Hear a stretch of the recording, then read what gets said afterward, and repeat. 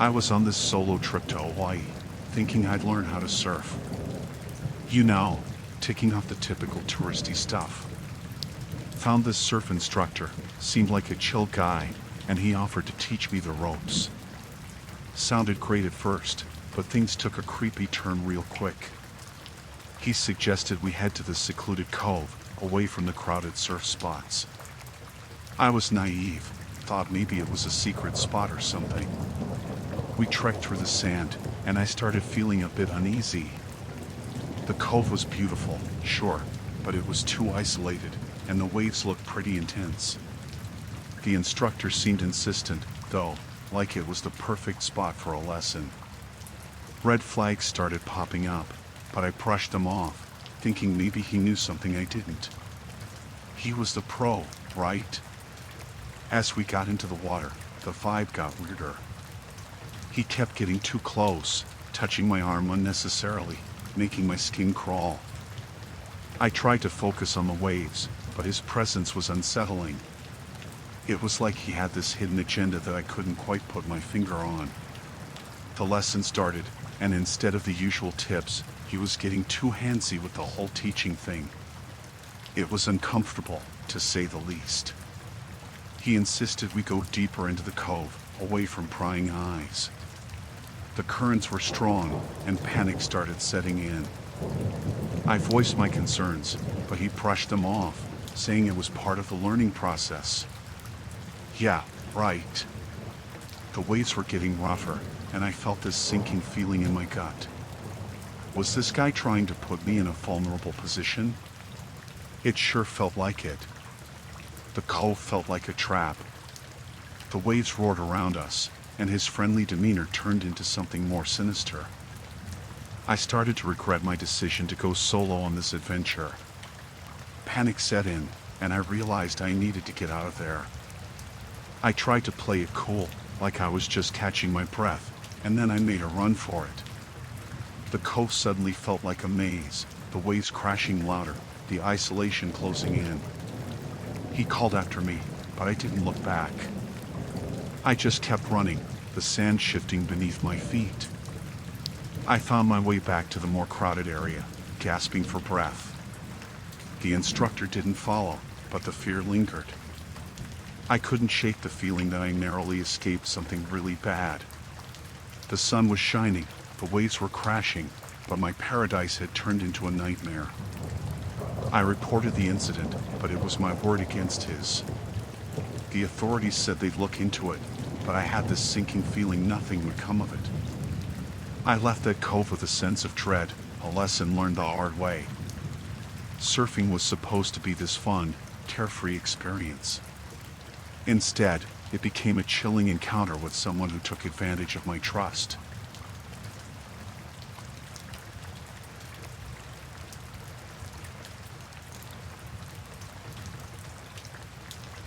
I signed up for this beach cleanup thing in Santa Monica. You know, trying to do my part for the environment. Figured it'd be a chill day picking up trash, helping out. Man, was I wrong. It started like any other cleanup, the sun beating down, waves crashing.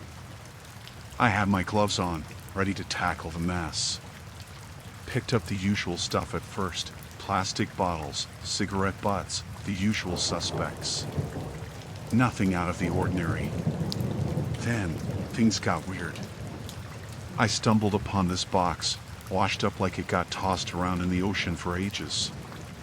It was sealed tight, no markings, just this ominous-looking thing. I should have left it alone, but curiosity got the better of me. I cracked it open, and inside, there were these weird symbols, papers, and photos. Looked like some secret society stuff, and that's when things took a nosedive. I noticed someone watching me, from a distance. A guy in a suit, blending into the crowd but sticking out like a sore thumb. I tried to act cool, kept cleaning, but he was always there, lurking. I went back to the box, thinking maybe I could get more info. Stupid move. Suddenly, I had company, a couple of burly dudes, looking like they stepped out of a detective movie. They weren't here for the beach view, that's for sure. I pretended not to notice them, but the tension was thick. I'm just here to clean up the beach, right? What's with these shady characters? They started talking in hushed tones, eyes locked on me. I thought, okay, this isn't just a cleanup anymore. I tried to slip away, act like I didn't know anything, but they followed. It was like I'd stumbled into some secret operation. I considered calling the cops, but then I thought, what if they're in on it too? As I walked away, I noticed the guy in the suit was on his phone, probably calling in reinforcements. My heart raced. This was Santa Monica, not some spy movie backdrop. I wasn't equipped for this. I made my way to a more crowded area, thinking I could blend in, but they kept tailing me. Every turn, every glance over my shoulder, they were there. My paranoia was off the charts. Who were these people, and what did they want with me? I ditched my gloves, the ones with my fingerprints all over them, hoping it'd throw them off. But they were relentless. I finally made a break for it, sprinted through the crowds, heart pounding in my chest. Found a cafe, ducked inside, and tried to catch my breath. But they were still out there, pacing around like hungry sharks. I couldn't shake the feeling that I stumbled onto something big, something dangerous. I hightailed it out of there, ditched the box, and kept my head low. I don't know what was in those papers, but it wasn't worth risking my neck.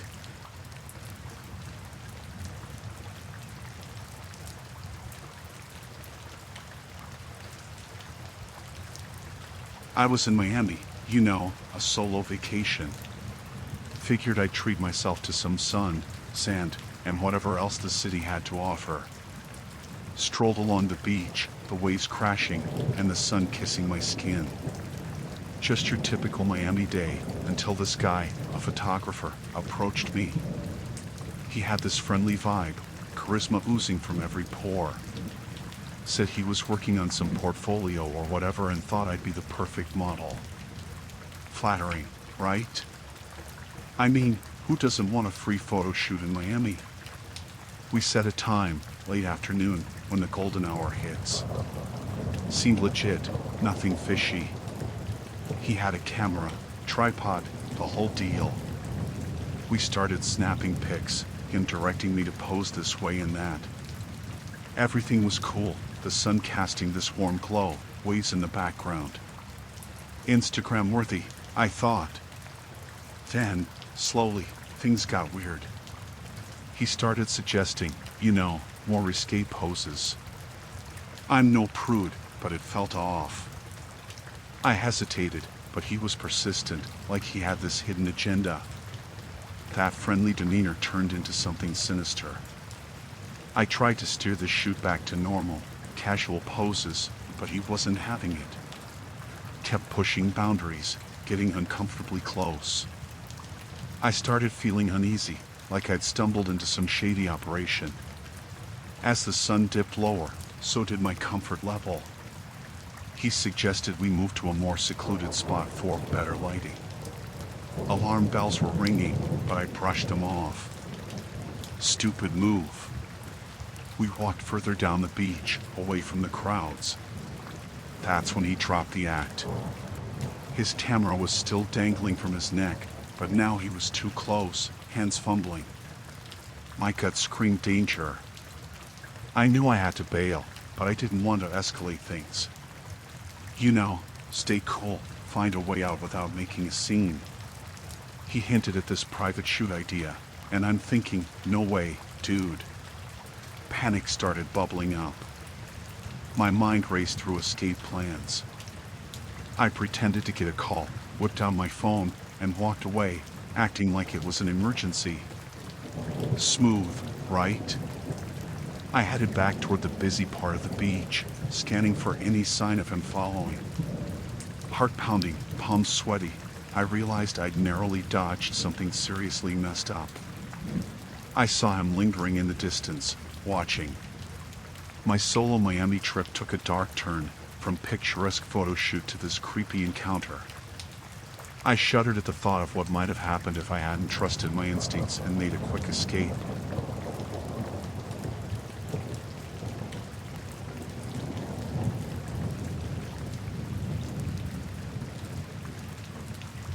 So, there we were, me and my buddies, camping on this secluded beach in the Outer Banks, North Carolina. We thought it was going to be the ultimate bro getaway, you know, just us, the waves, and a few cold ones. We picked this spot because it was like our own private paradise.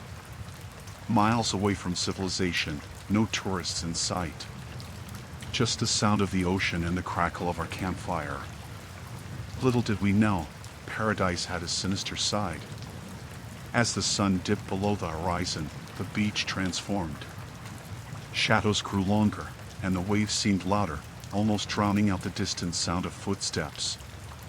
We joked about it, like, who else would be crazy enough to camp out here? Turns out, we were about to find out.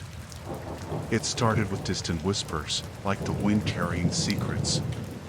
We brushed it off, thinking it was our imagination playing tricks.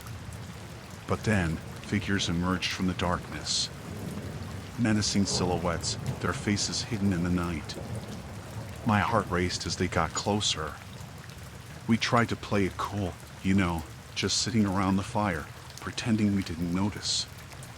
But these guys, they weren't here for a friendly chat. They encircled us, their eyes gleaming in the firelight. No words exchanged, just this eerie silence. One of them stepped forward, and I could see the glint of something metallic in his hand. My mind raced through possibilities. Was it a knife? A weapon? My buddies and I exchanged nervous glances, but none of us dared to break the silence. Then it hit us. They weren't here to swap ghost stories or share marshmallows. These guys meant business, and we were on their turf. Panic set in as we realized we were outnumbered, outgunned, and isolated. No one around to hear us scream. The leader, or at least the guy I assumed was in charge, gave this cold, humorless smile. They wanted our stuff, our gear, our wallets. The usual targets. But it wasn't just about the valuables, it was about power, control. We were at their mercy. We handed over what we had, hoping that'd be the end of it. But they lingered, like vultures eyeing fresh prey. We sat there, powerless, watching our perfect beach retreat turn into a nightmare. Then, as abruptly as they appeared, they melted back into the shadows, leaving us shaken and vulnerable. We didn't waste a second. Packed up what was left and got the hell out of there.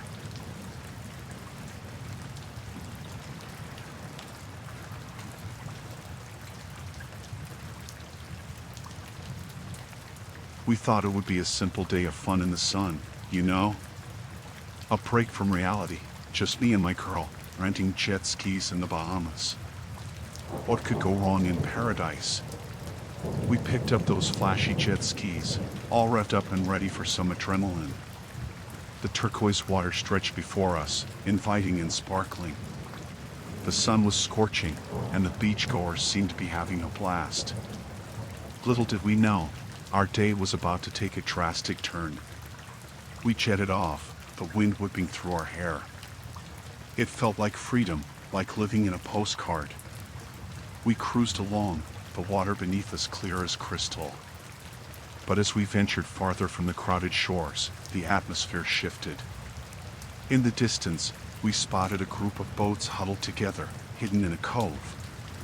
We figured it was just some locals having a private party. No harm in exploring, right? That's where we went wrong. As we approached, the jovial sounds of the beach faded, replaced by something more ominous. Men in shady attire darted between the boats, exchanging packages, furtive glances, you name it. Suddenly, our carefree adventure became a dance on the edge of danger.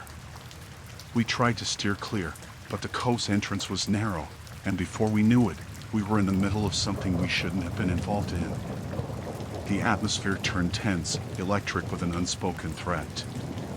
One of the guys noticed us, and his eyes locked onto ours like a predator spotting prey. My girl squeezed my hand, fear evident in her eyes. We were intruders in their secret world. As we tried to turn back, the ringleader approached, blocking our escape. He had this cold, piercing gaze that made my stomach churn. We were stuck, with nowhere to go but face the unknown. He didn't say much, just warned us to keep our mouths shut about what we stumbled upon. The implication was clear: cross us, and there'd be consequences. The tropical paradise we envisioned morphed into a hostile territory, and we were powerless against the underbelly of the island. We nodded in agreement, our jet skis now surrounded by these enigmatic figures. They let us go, but the ominous air lingered. We jetted back to the bustling beach, trying to shake off the encounter, but it clung to us like a stain. Our carefree day turned into a lesson about the hidden undercurrents beneath the surface of paradise.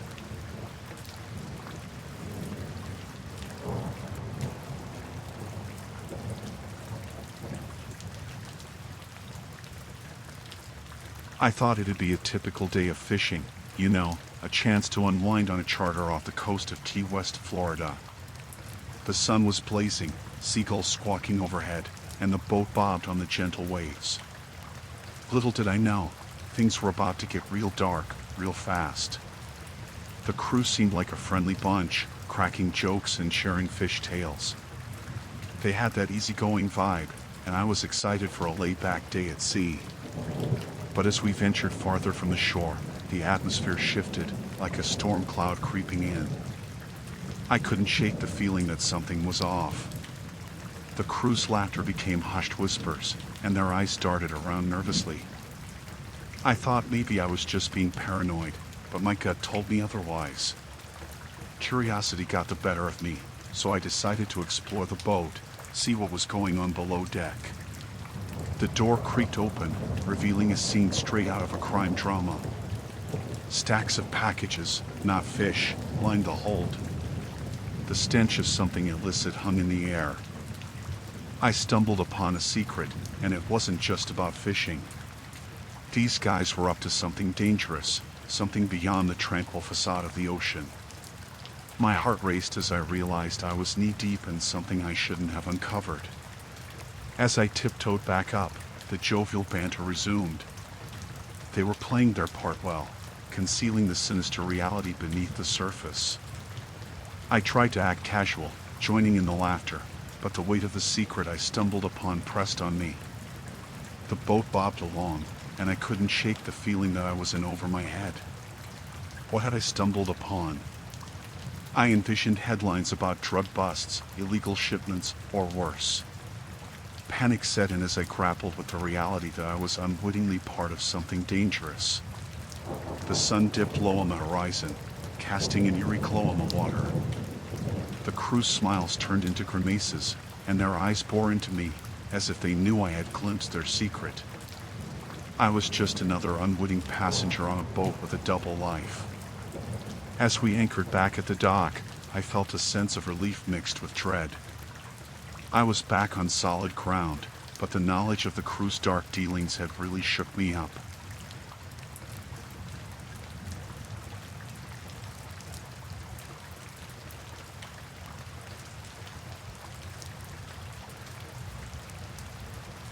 We were just a bunch of college kids looking to have a good time. Myrtle Beach, South Carolina, was our chosen playground, and we had heard whispers about this legendary beach party. Little did we know, our night would descend into a chaotic nightmare. The beach was alive with music, laughter, and the rhythmic crash of waves. We were stoked, ready to immerse ourselves in the festivities. But as we approached the epicenter of the party, the vibe shifted. It wasn't the carefree atmosphere we expected. It was tense, charged with an invisible electricity. Groups of people eyed each other warily, and an undercurrent of hostility simmered beneath the surface. Unbeknownst to us, rival factions had staked their claim to this sandy turf, turning it into a battleground for reasons unknown. We should have sensed trouble when we saw the territorial glares, but youthful exuberance blinded us. The first sign of trouble came when a heated exchange erupted between two groups. Words turned into shoves, and shoves escalated into punches. The party vibe evaporated, replaced by a palpable fear. Our group huddled together, trying to navigate through the chaos. But the fighting intensified, and we found ourselves trapped in a space that had turned into a war zone. The beach, once a symbol of carefree joy, became a battleground for rivalries that were beyond our understanding. As we tried to retreat, it became apparent that this wasn't a skirmish that would fizzle out. It was a full-blown clash, and we were caught in the crossfire. The dim moonlight cast eerie shadows as chaos unfolded around us. It was like a nightmare playing out in the real world. Panicked shouts, crashing bottles, and the occasional scream formed a dissonant symphony of terror.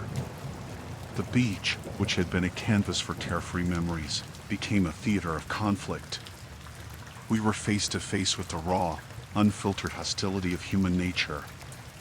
We tried to find an exit, a way out of this madness, but the options dwindled as the night wore on. The rival groups were locked in a struggle for dominance, and we were unintended spectators, hostages to the madness that unfolded. Fear gnawed at us, amplifying every sound, every movement. The once enticing ocean breeze now carried the stench of fear and desperation. It was survival instinct kicking in, an adrenaline-fueled race against the encroaching darkness. We witnessed acts of aggression that chilled us to the bone. It wasn't just a brawl anymore, it was a power play between groups fueled by motives we couldn't fathom. Our group became a silent witness to the darker shades of human nature. Eventually, as dawn broke, the clashes subsided. The rival factions dispersed, leaving a scene of wreckage behind. We emerged from our hiding spot, battered and traumatized, our Myrtle Beach escapade forever tainted by the brutal reality that unfolded.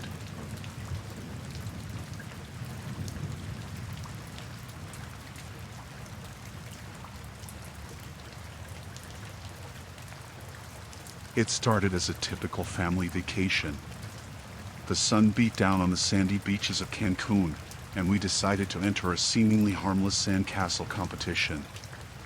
Little did we know, it would turn into a nightmare beyond our wildest imagination. The morning sun was scorching as we set up our spot for the competition. Buckets, shovels, and dreams of winning the coveted title fueled our excitement. We weren't professional sculptors, just a family looking for some fun under the Mexican sun. As we molded and shaped our masterpiece, we noticed another group nearby. They seemed overly competitive, not in the friendly spirit of the competition, but in a sinister, calculated way. Their eyes bore into us, and a chill ran down my spine. It started innocently enough. A toppled tower here, a misplaced moat there. We dismissed it as the typical rivalry of any contest. But as we repaired our castle, things escalated. Someone deliberately kicked down our creation, leaving us stunned and bewildered. Frustration and confusion gripped our family. It wasn't about the competition anymore. It was about survival, and a seemingly harmless event turned hostile. The rival group, fueled by some hidden agenda, targeted us with a malicious intensity. We exchanged uneasy glances, realizing that we were in over our heads.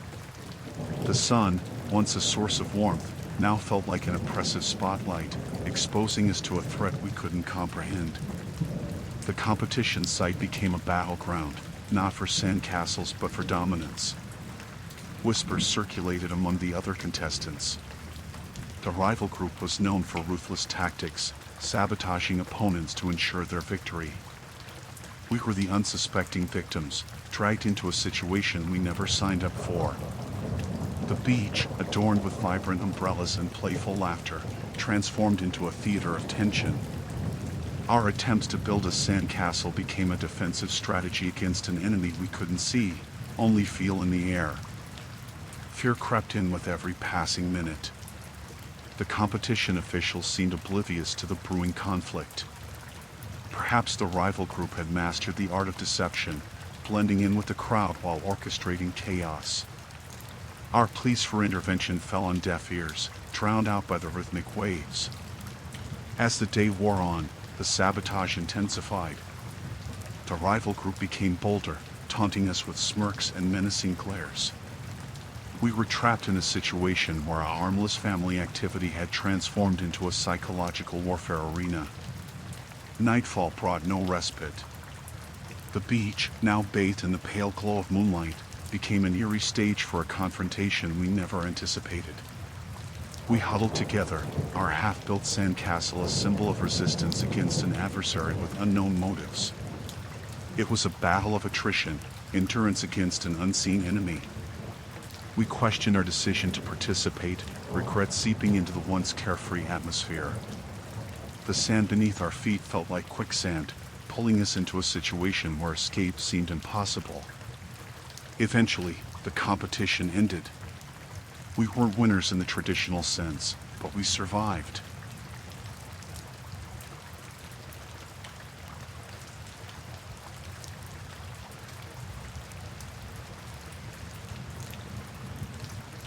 I was just an ordinary lifeguard, scanning the waves and keeping watch over the sun-soaked shores of Malibu.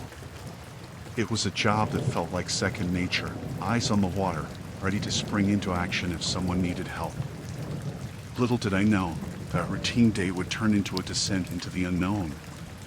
The Lifeguard Station, a beacon of safety, stood tall against the backdrop of the Pacific. I had spent countless hours in its shade, surveying the swells and ensuring beachgoers enjoyed the water without worry. But that day, something felt off. Call it intuition or just a hunch, but a sense of unease settled in the pit of my stomach.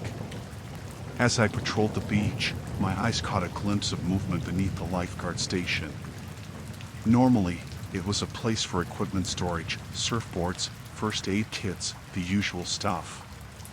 But this time, there was an eerie stillness, like the air was holding its breath.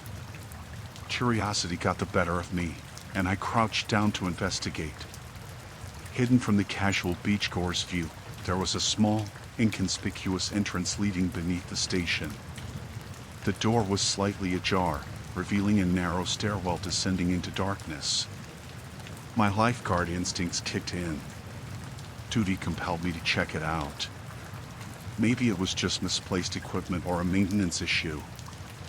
I flicked on my flashlight, its beam cutting through the shadows as I cautiously descended the stairs.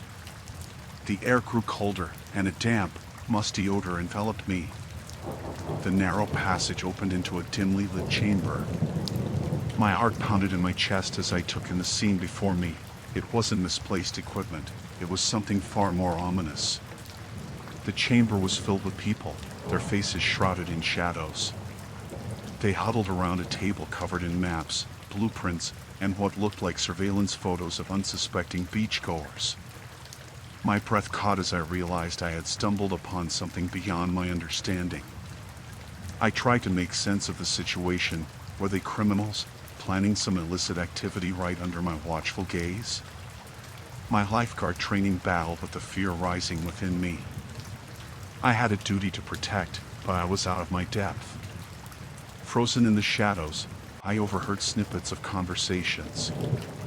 They spoke in hushed tones about secret meetings, timed operations, and an unsettling level of knowledge about the beach's regular visitors. My lifeguard station, once a symbol of safety, now harbored a clandestine operation threatening the very people I was sworn to protect. My mind raced with questions. Who were these people, and what were they planning? Were they watching my every move? Fear gripped me, but my sense of duty screamed louder. I had to get out of there, find help, expose whatever dark conspiracy lurked beneath the lifeguard station. I retreated silently, step by cautious step, back up the narrow stairwell. My only focus was reaching the surface and alerting the authorities. The beach, once familiar and comforting, now felt like a maze of uncertainty. Emerging into the daylight, I sprinted to the nearest police station. Breathless and panicked, I stumbled through my words as I tried to convey the gravity of what I had discovered beneath the lifeguard station. The officers exchanged skeptical glances, but something in my eyes must have convinced them. Returning to the beach with a squad of officers, we descended into the chamber, hoping to catch the conspirators unaware. Yet, it was empty. No maps, no blueprints, just an eerie emptiness that mirrored the fear gnawing at me. The investigation that followed uncovered a network of criminals using the Lifeguard Station as their clandestine headquarters. They had been surveilling beachgoers, identifying targets for theft, and even planning more sinister activities. My discovery had thwarted their plans, but the unsettling reality lingered. The place meant for safety had harbored a threat. The Lifeguard Station, once my haven, now held a different weight.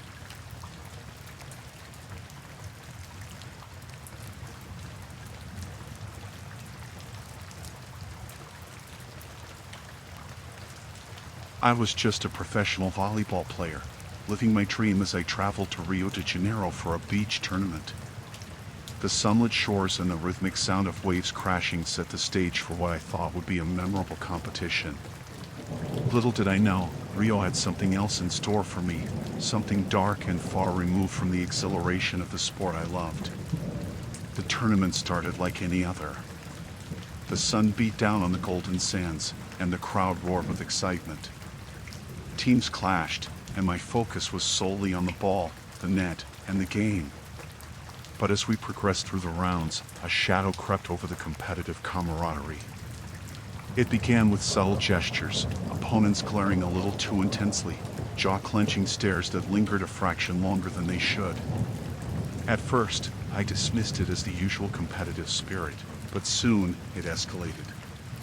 The line between sportsmanship and something more sinister blurred. During one match, I found myself face to face with an opponent who seemed hell-bent on winning at any cost. His spikes were not just powerful, they were aggressive, aimed at my body rather than the designated court space.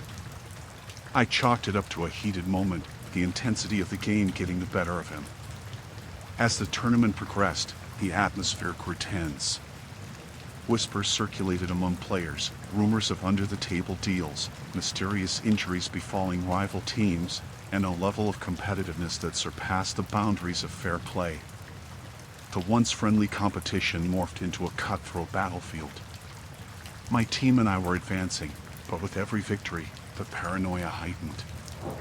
It wasn't just about skill anymore, it was survival. Each match felt like a high-stakes game, and the opponents, once fellow athletes, seemed more like adversaries in a dangerous game of power and dominance.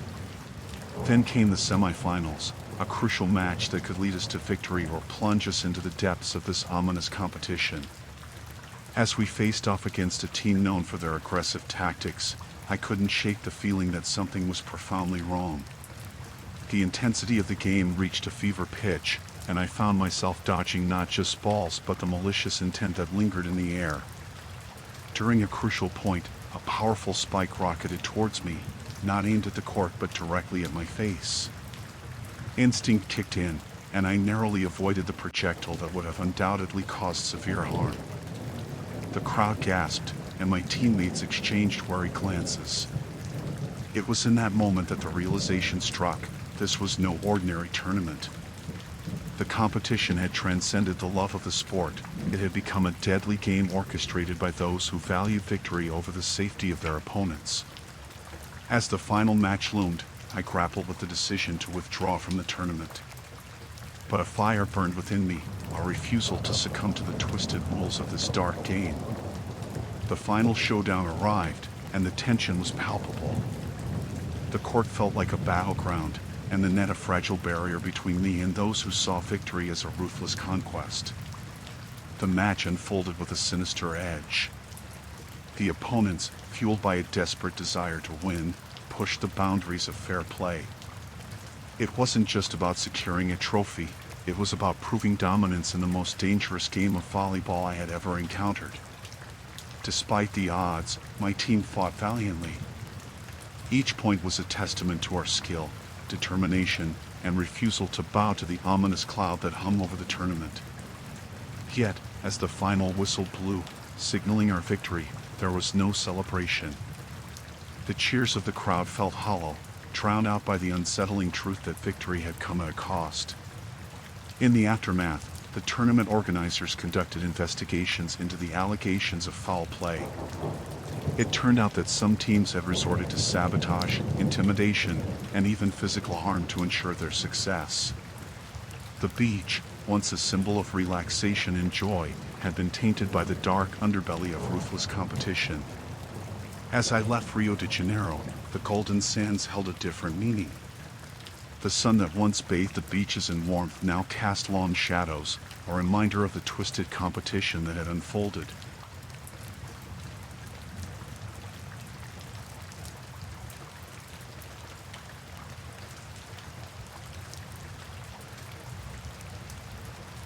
We were on vacation, my partner and I, exploring the wonders of the Great Barrier Reef in Australia. The crystal clear waters beckoned, promising a breathtaking display of marine life beneath the surface. Excitement bubbled within us as we joined a snorkeling tour, eager to witness the vibrant coral reefs and the kaleidoscope of underwater colors. As we descended into the ocean, the beauty beneath was surreal. Schools of fish danced around the corals, and the sunlight filtered through the water, creating an ethereal glow.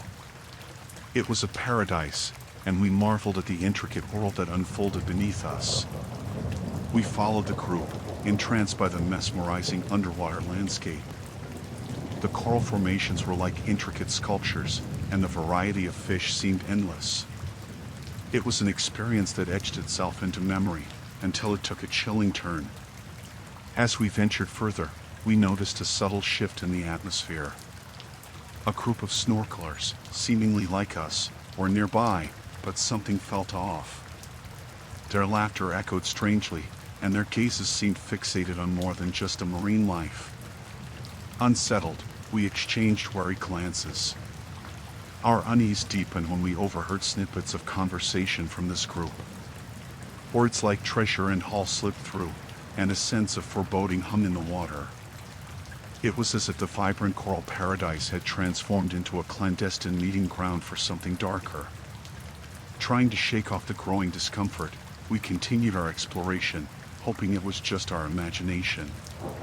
But as we swam, we noticed a mysterious group shadowing our every move. Their glares were no longer subtle. They were assessing us, sizing us up like predators eyeing their prey. Fear gripped us as we realized the danger that lurked beneath the seemingly serene surface.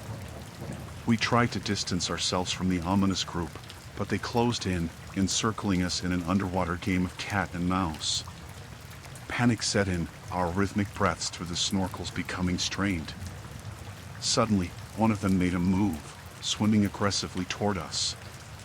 It was clear they weren't here for the coral's beauty or the wonders of the reef. Their intentions were malicious, and we were caught in a perilous underwater confrontation. In the confined space of the ocean depths, escape seemed impossible. We maneuvered desperately, attempting to outswim our pursuers. The once majestic coral formations became obstacles, and the vibrant marine life felt like silent witnesses to the unfolding danger. The confrontation reached a breaking point when, in a heart-stopping moment, one of the aggressors lunged at us with a sharp object. The coral paradise had transformed into a danger zone, and our idyllic snorkeling adventure had morphed into a fight for survival. In the chaos that ensued, we managed to break free, swimming toward the surface with adrenaline pumping through our veins. Gasping for breath as we breached the water, we found ourselves surrounded by the tour guide and fellow snorkelers who were oblivious to the perilous encounter beneath. We hastily recounted the harrowing experience to the tour guide, who, alarmed, radioed for assistance. It turned out the menacing group had a history of targeting unsuspecting snorkelers, robbing them of valuables and disappearing into the vastness of the Great Barrier Reef. Our dreamy exploration of the underwater world had collided with the grim reality of criminal intent beneath the waves.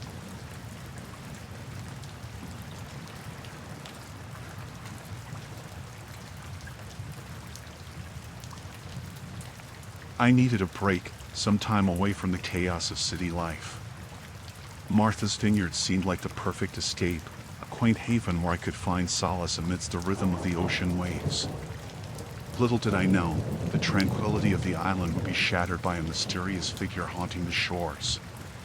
It all began innocently enough. Each morning, as I strolled along the beach, I noticed a lone figure combing the sands. A woman, slender and draped in a tattered shawl, her back hunched over as she scoured the shore with a meticulous intensity.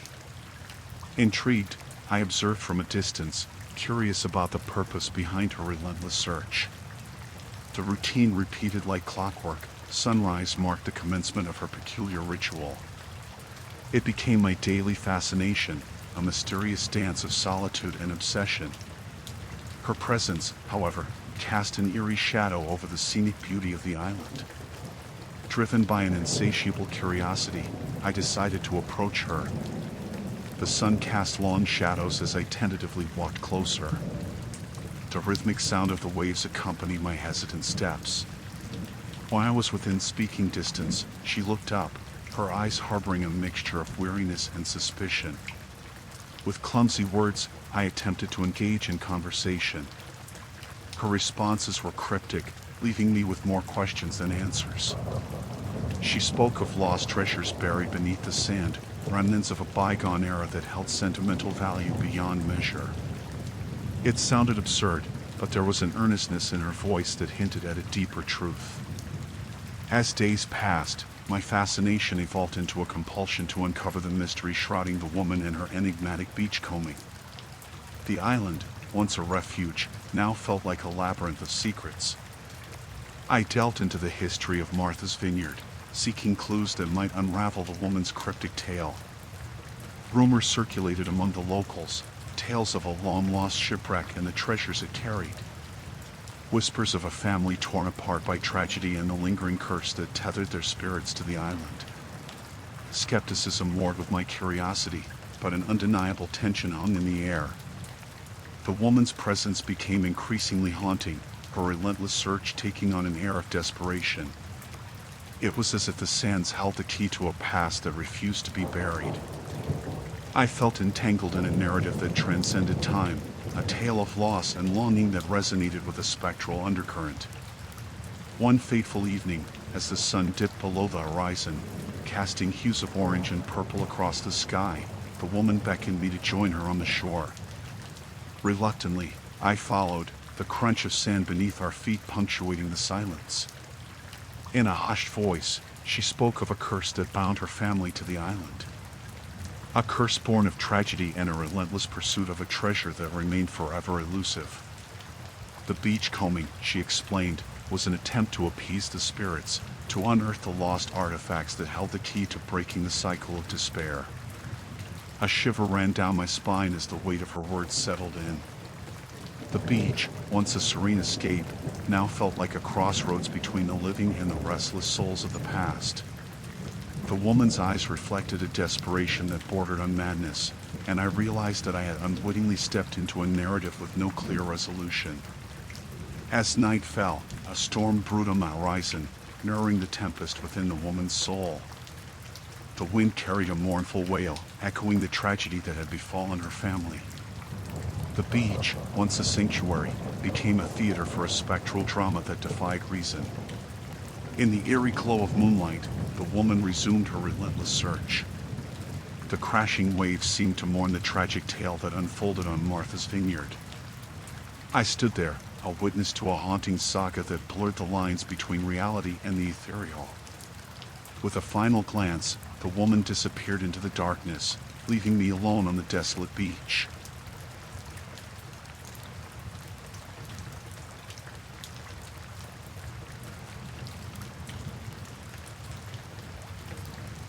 We thought it would be just another fun night at the beach, a casual bonfire to cap off the summer.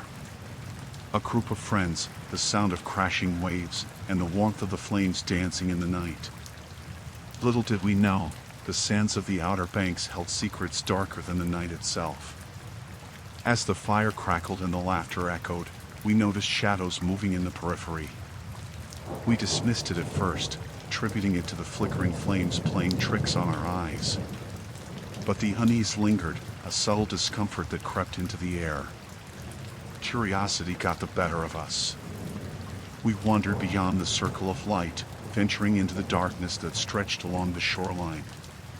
And there, hidden among the dunes, we stumbled upon a gathering of figures, shrouded in secrecy. They huddled together, speaking in hushed tones, their faces obscured by the night. Fear knotted in our stomachs as we realized we'd unwittingly intruded on something beyond our understanding. A clandestine meeting that reeked of conspiracy.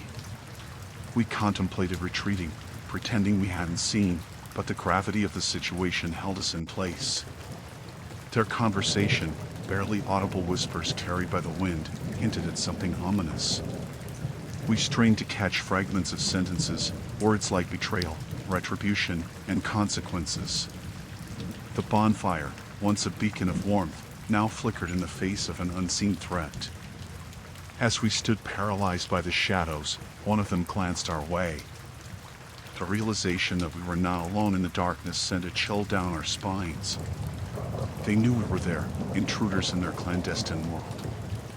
Panic set in, and we stumbled backward, crashing into each other in the dim light. The figures emerged from the shadows, their faces now visible in the wavering glow of the bonfire. Stern expressions bore down on us, eyes filled with a mix of anger and determination. We were caught in the crossfire of a situation we couldn't comprehend. A tense silence enveloped the beach as the two groups faced off, ours, a gathering of friends caught in the wrong place at the wrong time, and theirs, a mysterious assembly with motives shrouded in darkness. The air crackled with an impending storm, both literal and metaphorical. With a sudden, unexpected intensity, the leader of the clandestine group stepped forward. A tall figure with piercing eyes that seemed to see through the veil of our confusion.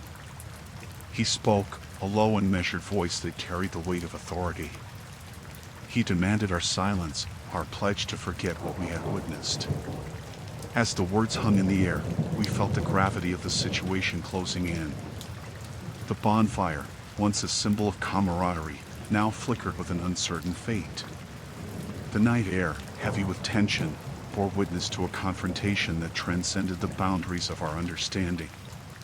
The leader's gaze locked onto each of us, as if searching for signs of defiance. We hesitated, caught in the grip of fear and uncertainty.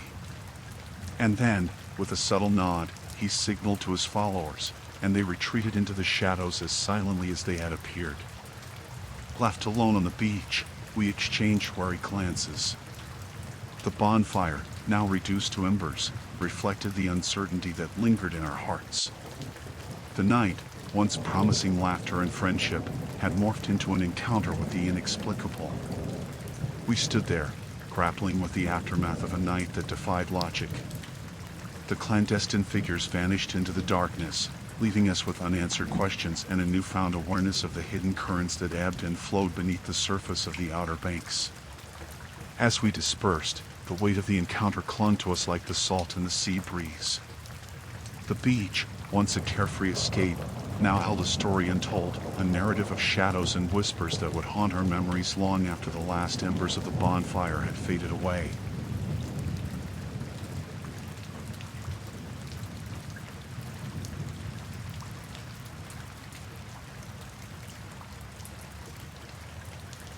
I thought it would be a regular hike, enjoying the coastal cliffs of Big Sur on a sunny day.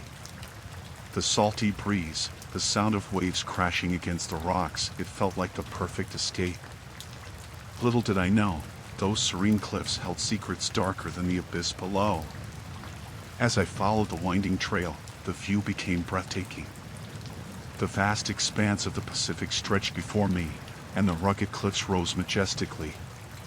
But soon, that picturesque scene took a turn for the sinister. I noticed a group of people ahead, standing on an outcrop overlooking the ocean. They seemed like fellow hikers, but something about them felt off. Their hushed conversations and furtive glances raised my suspicions. I figured they were just admiring the view, but that unease lingered. As I continued along the trail, they began to move, always just a bit ahead. At first, I thought it was mere coincidence, but their deliberate pace and occasional glances in my direction sparked a growing sense of dread. The trail became narrower, the cliff steeper. With every step, the group behind me seemed to close in. My heart pounded as I quickened my pace, navigating the treacherous path with a growing urgency. The once inviting hike now felt like a trap. I dared not confront them. Fear clawed at my throat, whispering that something was terribly wrong. The cliffs, once a source of awe, now felt like an insurmountable barrier. With each glance back, I caught glimpses of their faces, expressionless masks that sent shivers down my spine. I wondered if I was overreacting, my imagination fueling paranoia. But then, a sharp rock grazed my foot, and I stumbled. In that moment of vulnerability, their pace quickened. I felt their presence like a shadow closing in. The sun, once high in the sky, now cast long shadows on the rugged terrain. Panic set in as I realized I needed to find a way out. The cliffs, unforgiving and steep, offered little refuge. The relentless pursuit of the group fueled my adrenaline, and I began to sprint, desperately seeking an escape route. The trail twisted and turned, and I lost sight of the ocean. The only sound was my labored breath and the rhythmic pounding of footsteps behind me. The once pristine landscape now felt like a labyrinth closing in on me. As I navigated the rocky terrain, a sense of isolation enveloped me. No fellow hikers, no signs of civilization. It was just me and the relentless pursuit.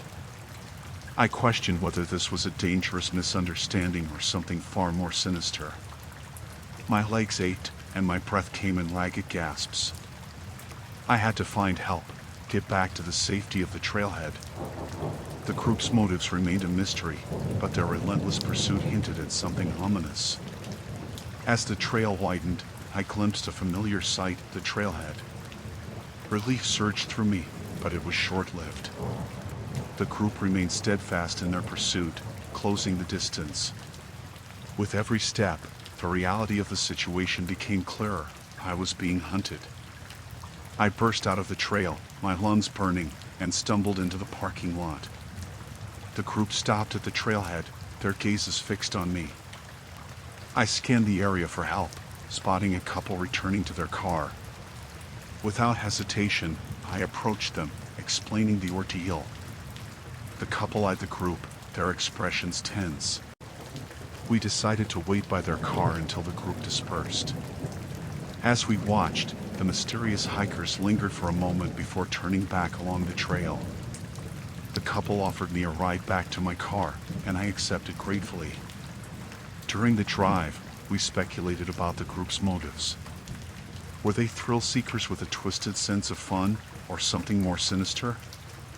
As I reached my car, I glanced back at the coastal cliffs, now bathed in the orange hues of the setting sun. The once beautiful landscape held a newfound darkness.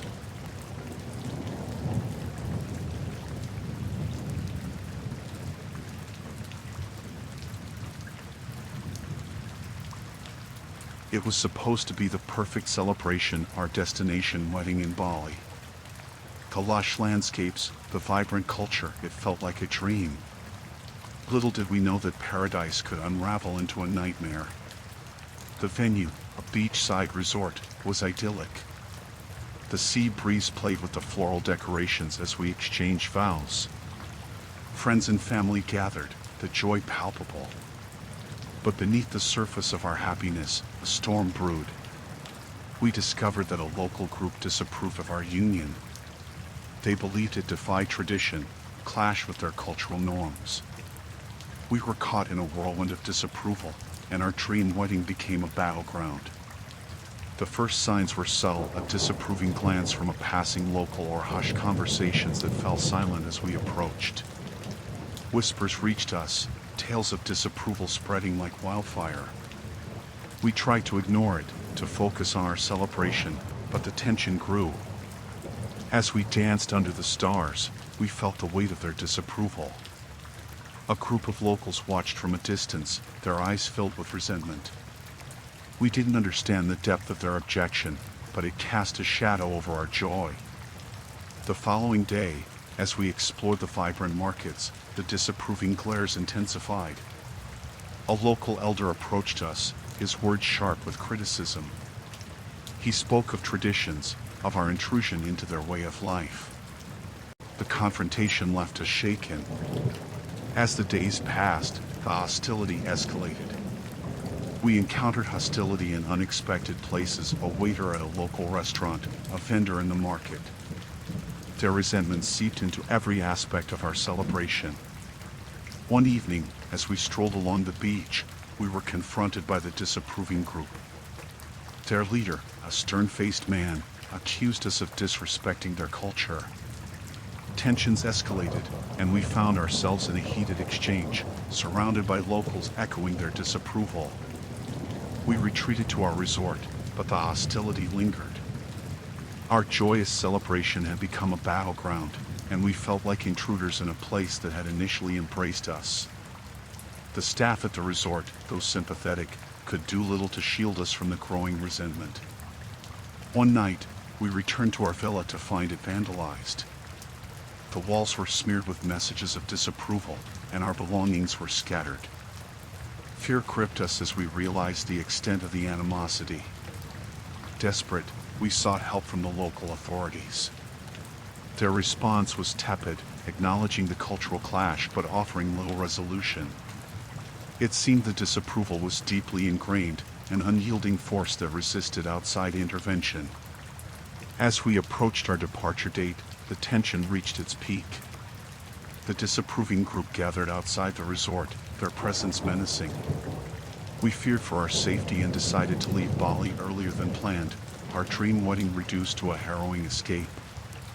The flight back was a mix of relief and sorrow. We left behind the beauty of Bali, tarnished by an encounter we never anticipated.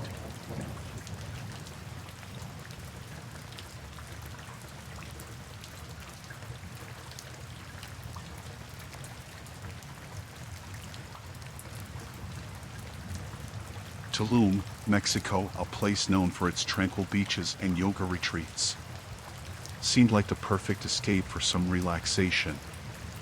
Little did I know that the serene atmosphere had something darker beneath the surface. The retreat, nestled near the coast, exuded calmness. Participants from around the world gathered for yoga, meditation, and a respite from the chaos of daily life. The promise of finding inner peace lured me in, a chance to escape the stresses that clung to me like shadows. The initial days were everything I expected. Morning yoga sessions on the beach, the soothing sound of the waves, and the camaraderie of like-minded individuals. It felt like a sanctuary, a bubble of peace amidst the vast expanse of the ocean. As the days passed, a subtle unease settled in. Whispers among the participants hinted at something more profound, something beyond the advertised serenity. People spoke of a hidden purpose, a sinister undercurrent beneath the guise of enlightenment. One evening, as we gathered for a group meditation, I noticed an ominous energy in the air. The leader, a charismatic figure with piercing eyes, guided us into a trance-like state. But his words took a dark turn, urging us to surrender ourselves completely, to trust in a greater purpose. Some participants embraced it, blindly following the charismatic leader. They spoke of a transformation, a rebirth through submission. It sounded like nonsense, but the fervor with which they believed sent shivers down my spine. I became an unwitting witness to a growing manipulation. The serene beach became a backdrop for something far more insidious. The charismatic leader orchestrated a gradual separation, creating an inner circle of devoted followers who spoke of enlightenment through obedience. Fear crept in as I realized the danger of my situation. The charismatic leader's words became more compelling, his influence spreading like a virus among the participants. They became pawns in a game I didn't understand, their minds ensnared by a promise that seemed to lead only to darkness. I tried to distance myself, to resist the pull of the charismatic leader's influence. But suspicion lingered, and my attempts to maintain a semblance of normalcy became increasingly challenging. The once friendly faces now seemed like strangers, lost to a collective delusion. One night, I overheard a whispered conversation among the inner circle. Their words were cryptic, but the sinister undertones sent a chill down my spine. It became clear that this retreat was a facade, a front for a clandestine agenda that had nothing to do with self-discovery or enlightenment. The beach, once a haven, now felt like a trap. I contemplated leaving, but fear held me back. The charismatic leader's influence extended beyond the retreat, casting a shadow over the once idyllic Tulum. I was an outsider in a place that had transformed into a breeding ground for manipulation and deceit. As the retreat neared its end, the atmosphere grew more oppressive. The inner circle became more secretive, and a sense of impending doom hung in the air. I couldn't escape the feeling that something sinister was about to unfold. One night, as I strolled along the beach, I stumbled upon a clandestine gathering. The charismatic leader, surrounded by the inner circle, spoke of a grand revelation, an event that would elevate them to a higher plane of existence. The air crackled with anticipation, and a sinking realization gripped me. I had to escape before I became entangled in whatever dark plan awaited. The following morning, I feigned illness and slipped away from the retreat unnoticed. Tulum, once a haven, had become a place of nightmares. As I left that beach, I couldn't shake the feeling that the charismatic leader's influence extended far beyond the retreat.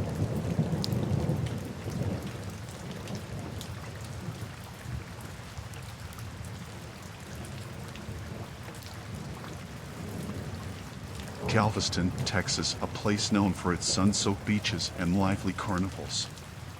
Seemed like a perfect day for some family fun, or so we thought.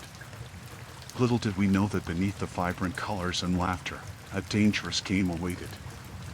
The sun was setting, casting a warm glow over the carnival. The sound of laughter, carousel music, and the distant crashing of waves created a festive atmosphere. We, a typical family looking for a good time, blended into the crowd eager for thrills. As we strolled along the boardwalk, the vibrant lights of the carnival games beckoned. The kids' eyes lit up with excitement. My wife and I, caught up in the festive spirit, decided to indulge in the games of chance and skill. We found ourselves drawn to a peculiar booth tucked away from the main attractions. A nondescript sign labeled it as the ultimate challenge. Intrigued, we approached, only to be greeted by a mysterious figure in a carnival barker's attire. The barker, a sly grin etched on his face, explained the rules of the game. It was a series of challenges, physical, mental, and downright bizarre. The prize? A glittering trophy and the coveted title of the ultimate champion. The allure of competition and the promise of glory pulled us in. We registered as a family, oblivious to the hidden costs that lay ahead. The first few challenges were harmless, a mix of ring tosses, trivia questions, and quirky tasks that had the crowd cheering. But as the night progressed, the challenges escalated in intensity. Physical feats pushed our limits, mental puzzles left us perplexed, and bizarre tasks blurred the line between amusement and discomfort. The cheers from the crowd turned into hushed whispers, a palpable tension settling over the carnival. As the competition reached its zenith, I couldn't shake the feeling that we were in too deep. The carnival barker's grin grew more sinister with each challenge. Winning had become an obsession, a dangerous desire fueled by the adrenaline of the crowd and the intoxicating promise of the glittering trophy. The challenges took a toll on us physically and mentally.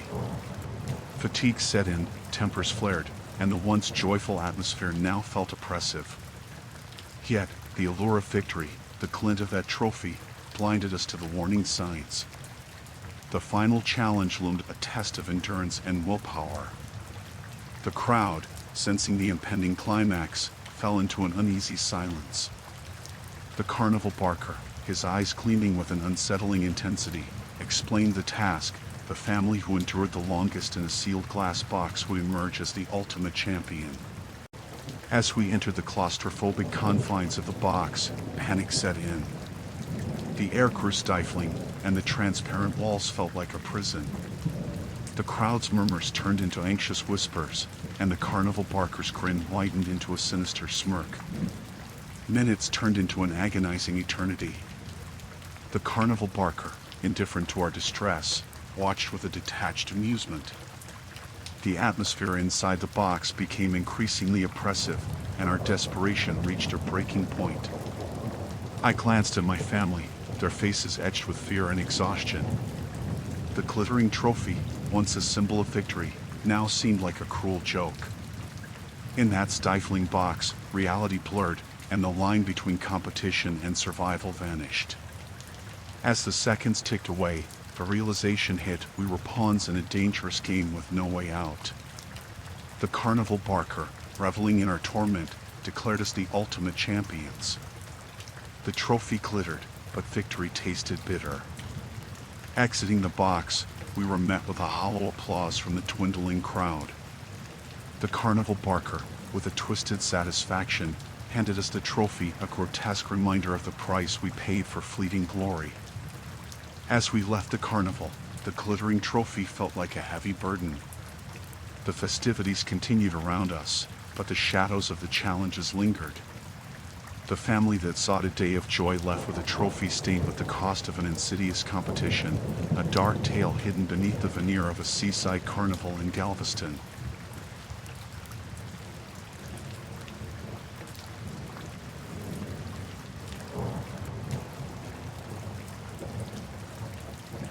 So, there we were, me and my buddies, camping on this picturesque sandbar in the Florida Keys. The idea sounded great, a weekend of sun, sea, and chilling by the campfire. Little did we know, our little paradise was about to turn into a nightmare. We set up our tents, cracked open some beers, and started a bonfire. The sun dipped below the horizon, painting the sky in hues of orange and pink. It was all good vibes until we noticed the tide. Slowly, it crept in, inching closer to our tents. But hey, we were beach camping newbies, and we figured it was just a normal thing. As the night wore on, we realized our mistake. The tide wasn't being friendly, it was downright aggressive. The sandbar, our little haven, was vanishing beneath the rising water. Panic set in, and we hurriedly gathered our stuff. The realization hit we were trapped, surrounded by water on all sides. Tensions flared among us as we watched the tide devour our camping spot. The friendly banter turned into heated arguments. The water, now lapping at our tents, reflected the anxiety that hung in the air. We were stuck in the middle of the ocean, our tents slowly becoming makeshift rafts. Just when we thought things couldn't get worse, we heard voices in the distance. Flashlights bobbing in the dark. Locals, by the looks of it. We thought maybe they could help, but as they approached, something about their demeanor sent shivers down our spines. These weren't the friendly, beach-loving locals we expected. Their faces were hardened, expressions menacing. We tried to strike up a conversation, explain our predicament, but they just stared. It was then that the tension escalated to a whole new level. Words turned into threats. They claimed we were invading their territory, disturbing their fishing grounds. We tried to reason, but reason seemed to have abandoned that sandy patch of land. The rising tide mirrored the rising hostility between us and the locals. Then came the demands. They wanted us gone, off their precious sandbar. The water, now swallowing the last bits of dry land, became a battleground for a confrontation we never anticipated. It was like a standoff, but with the relentless tide as the referee. As our tents floated away, the locals got closer, their threats turning into actions. The fear was palpable. We were outnumbered, surrounded by darkness and water. A sense of helplessness settled over us. A couple of the more aggressive locals grabbed our cooler, tossing our beers into the sea. The bonfire, once a symbol of camaraderie, now flickered in the face of danger. It was chaos, a surreal blend of waves crashing, voices shouting, and the crackle of our dying bonfire. With no other choice, We began paddling away on our now floating tents, leaving behind the sandbar-turned battlefield. The locals, their menacing presence fading in the distance, let us go. We were battered, mentally and physically, left to drift on the unforgiving sea. As dawn broke, we found ourselves washed ashore on a different beach, far from the chaos of that ill-fated sandbar. The rising sun painted the horizon, a stark contrast to the darkness we'd endured. Our camping trip had become a harrowing tale of nature's wrath and human hostility, a nightmare etched in the memories of a group of friends who just wanted a simple weekend by the ocean.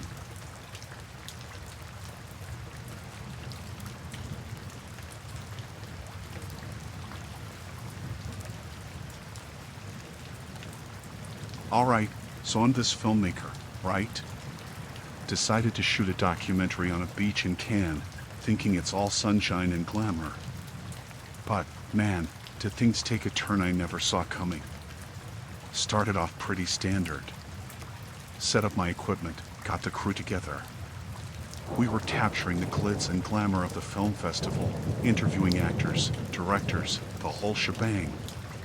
Everything seemed normal until we realized there was this other film crew hanging around. These guys weren't friendly competitors. There was something off about them. They'd shoot us these dirty looks, like we were encroaching on their territory.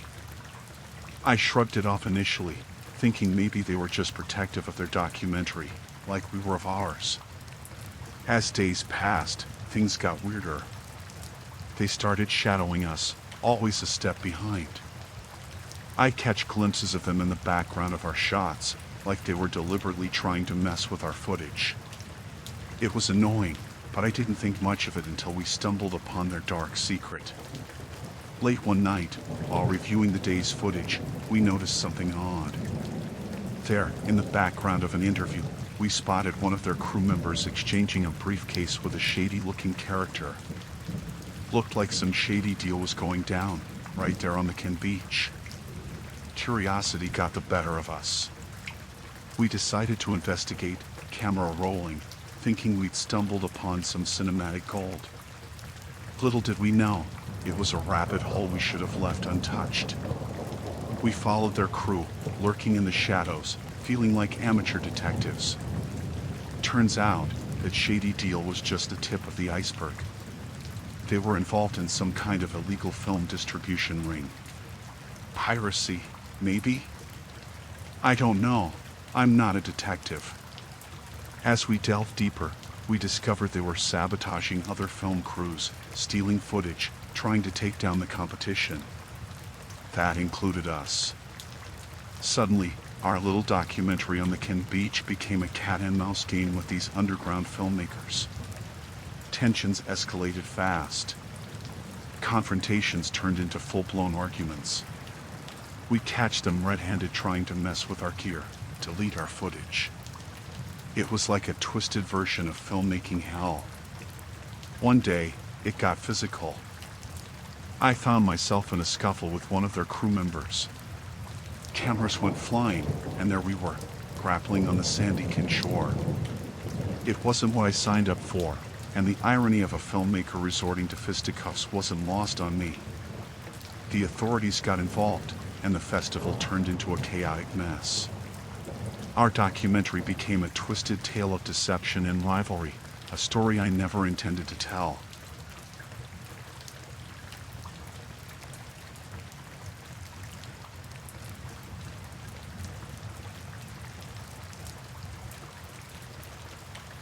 Me and my partner decided to spice up our routine with a kayaking trip in the Bay of Fundy, you know, trying to be all adventurous and stuff. We thought it'd be all picturesque, with the dramatic tides and breathtaking cliffs. But let me tell you, it turned into a nightmare faster than you can say paddle. We were out there, just enjoying the serenity, when we stumbled upon something we weren't supposed to see. There was this cove, tucked away from prying eyes, where some shady dealings were going down. At first, we thought it was just some people having a not-so-legal beach party or something. But as we paddled closer, we realized it was much darker. There were crates, like smuggling-sized crates, being loaded onto boats. Naturally, we freaked out a bit. I mean, who wouldn't? We're out here for a peaceful day, and suddenly, we're unwitting witnesses to some serious criminal stuff. We tried to paddle away quietly, not wanting to become part of whatever sketchy business was happening. Turns out, we weren't stealthy enough. As we were about to round a rocky outcrop, we heard a motor, and then these guys in a boat spotted us. Panic set in. We paddled like our lives depended on it. Little did we know, they weren't too thrilled about being seen. The chase began. These guys, wearing dark clothes and scowls that could scare a bear, were tailing us in their boat. The Bay of Fundy, known for its crazy tides, became a battleground. Waves were against us, making the escape nearly impossible. We were paddling for our lives, hearts pounding, and the relentless pursuit behind us. At one point, the guys in the boat started yelling, threatening us to stop. Yeah, like we were going to pull over and have a chat with possible criminals. As we rounded another rocky bend, we hoped to lose them, but it only got worse. The tidal currents, already infamous in these parts, turned into a maelstrom. Our kayaks were tossed around like toys, and the pursuing boat struggled to navigate the chaos. For a moment, it seemed like we might escape, but the tide wasn't done with us. It dragged us towards these colossal cliffs, and we were caught in this nightmarish tug-of-war between the tidal forces and our pursuers. Eventually, we got perilously close to the cliffs. Panic was setting in, and the guys in the boat were still hot on our tails. It was like a twisted game of chicken, and I couldn't shake the feeling that it wasn't going to end well. Suddenly, our kayak took a hit, and we capsized. We were in the frigid water, struggling to stay afloat, and those menacing figures from the boat were approaching. The bay, once a serene escape, turned into a claustrophobic trap. I don't know how, but we managed to swim to a rocky outcrop, out of sight from those guys. We hid there, shivering and terrified, as they circled around for a while before giving up. The tide, which had almost betrayed us, also became our savior by washing away any trace of our escape. Eventually, we made it back to shore, drenched, freezing, and haunted by the ordeal.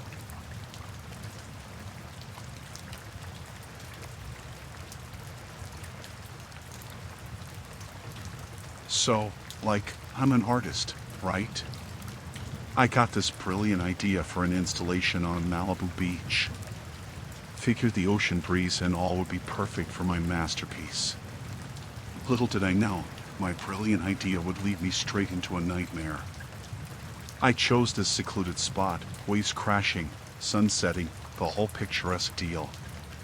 There I was, lugging my art supplies, when I saw them.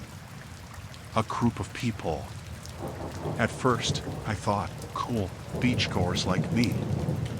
But no, they were up to something, and it wasn't sandcastles. As I set up my installation, I overheard snippets of their conversation.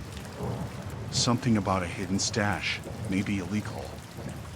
I wasn't exactly eavesdropping, but when you're the only one around, you can't help but catch some deets. That's when it hit me. I'd stumbled onto something I shouldn't have. These guys were bad news, and they saw me. Now, I ain't no hero. I just wanted to create my masterpiece in peace. But these guys, they weren't having it. As darkness crept in, my artistic endeavor turned into a race against time. They started heading my way, and let me tell you, my heart was pounding louder than the waves. I didn't sign up for a thriller movie, but life had other plans. Frantically, I continued my artwork, hoping they'd overlook me as just some eccentric artist doing their thing. But no, they approached, and the vibe shifted from awkward to downright sinister. I felt eyes on me, judging every brushstroke. I tried to keep it together, focus on my art, but it felt like a staring contest I never signed up for. They were whispering now, probably debating whether to kick me off the beach or worse. I mean, who knew what these guys were capable of? Then, they pulled out flashlights. I couldn't see their faces, just shadows and glints from the beams. That's when I realized my masterpiece wasn't going to save me. I was just a witness stumbling onto their secret, and they weren't about to let that slide.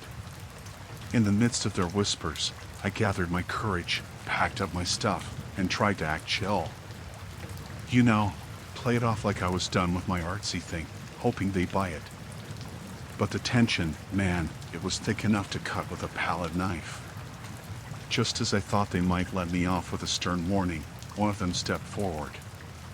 The flashlight illuminated his face, and the expression, pure malice. He muttered something about secrets and consequences. My heart sank. This was going south real quick. I bolted, leaving my half-finished masterpiece behind. Running on the sand, stumbling over my own feet, I could hear them behind me. The waves crashed louder than my footsteps, but theirs were relentless, closing in. My car, parked not far from the beach, became my lifeline. I sprinted, adrenaline pumping, and jumped in. I peeled out of there faster than I knew my old car could handle. Glancing back, I saw them standing on the beach, watching me escape. I reported what happened to the authorities, but let's be real, I didn't have much to offer. They were just shadows in the night, faces hidden, and my masterpiece became a sacrifice to some dark secret. Ever since that night, I can't look at my art the same way. The beach, once a canvas for my creativity, became a haunting reminder of the thin line between artistry and survival.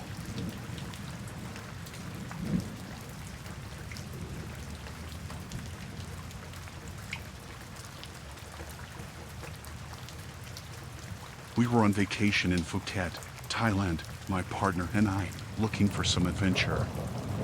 Thought snorkeling might be fun, you know, exploring the underwater world. So, we booked this excursion, thinking it would be all colorful fish and coral reefs. Little did we know, we were in for way more than we bargained for. The boat ride to the snorkeling spot was breezy. Sun shining, waves rocking the boat, felt like paradise. We were buzzing with excitement, imagining the vibrant marine life we were about to encounter. But life has a way of flipping the script when you least expect it. We put on our gear, masks snug, flippers on, and splashed into the Andaman Sea. The water was crystal clear, like a massive swimming pool, and we descended into this world of silence, punctuated only by the sound of our own breath. At first, it was magical. Fish of all colors darting around, and the coral formations were mesmerizing. We were lost in this tranquil universe, floating weightlessly. But as we swam deeper, things took a turn. Out of nowhere, we stumbled upon this eerie underwater structure. It wasn't part of the natural reef. It looked man-made, like some underwater base. We exchanged nervous glances through our masks, wondering if we'd strayed into restricted waters or something. Curiosity got the better of us, and we approached cautiously. The closer we got, the more we realized it wasn't just a structure, it was an operation. There were people down there, not snorkelers like us, but divers in serious gear, handling equipment that seemed out of place. We hovered above, trying to make sense of the situation. It felt like we'd stumbled upon something we shouldn't have. The divers were busy with their mysterious tasks, oblivious to our presence. That's when it hit us. We were witnessing something shady, something dangerous. I motioned to my partner to swim back up. We needed to get out of there, report it to someone, but as we ascended, a chill ran down my spine. We weren't alone. A diver, different from the others, noticed us.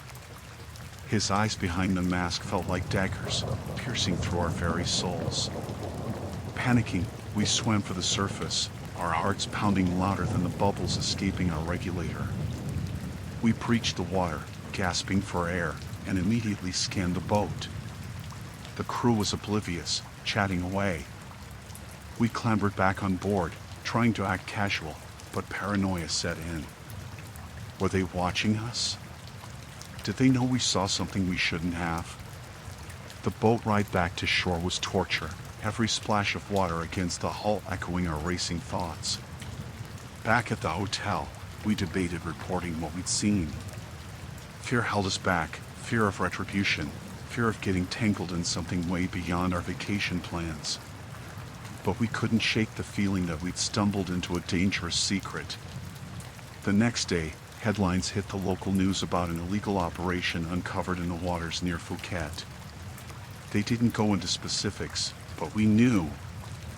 We were unwitting witnesses to something sinister lurking beneath the surface. Our vacation took a dark turn, the once inviting sea now harboring secrets that left us questioning the thin line between curiosity and danger.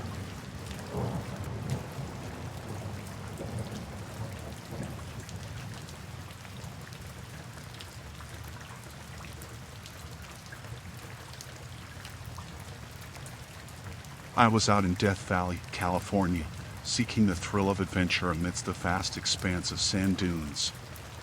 The scorching sun beat down on the desert, making the air shimmer with relentless heat. I trudged through the shifting sands, each step an effort under the relentless sun.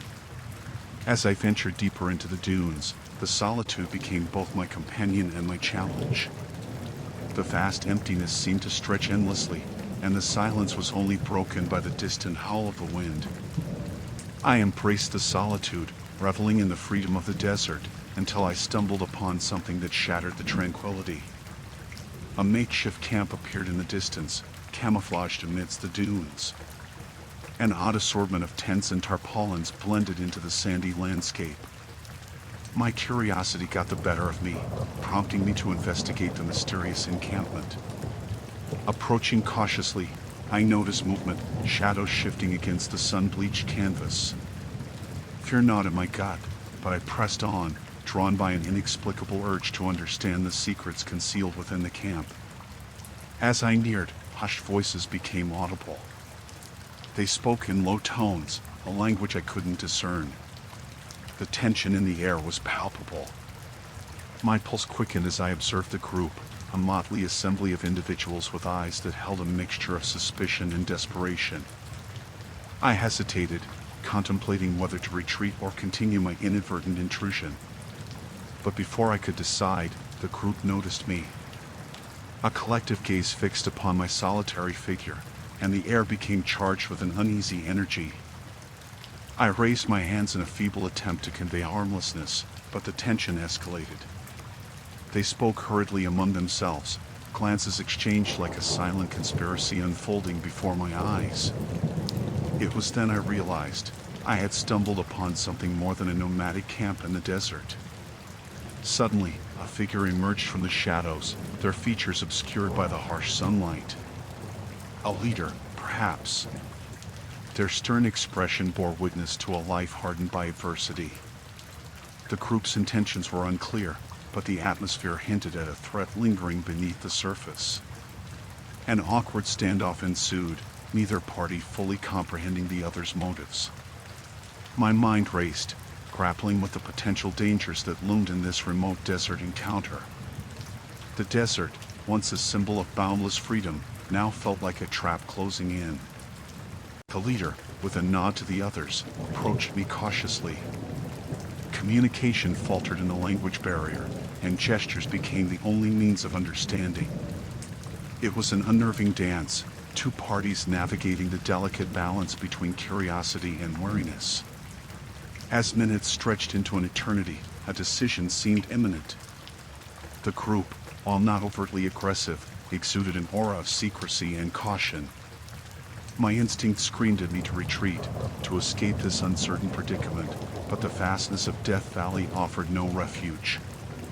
In a tense moment, the leader signaled for me to leave. It was a silent command, an unspoken warning to unravel myself from the web of uncertainty. As I retreated, glancing back over my shoulder, the makeshift camp disappeared into the undulating dunes, a mirage in the vastness of the desert, concealing its enigmatic secrets beneath the relentless sun. The encounter lingered in my thoughts as I continued through the ever-shifting landscape,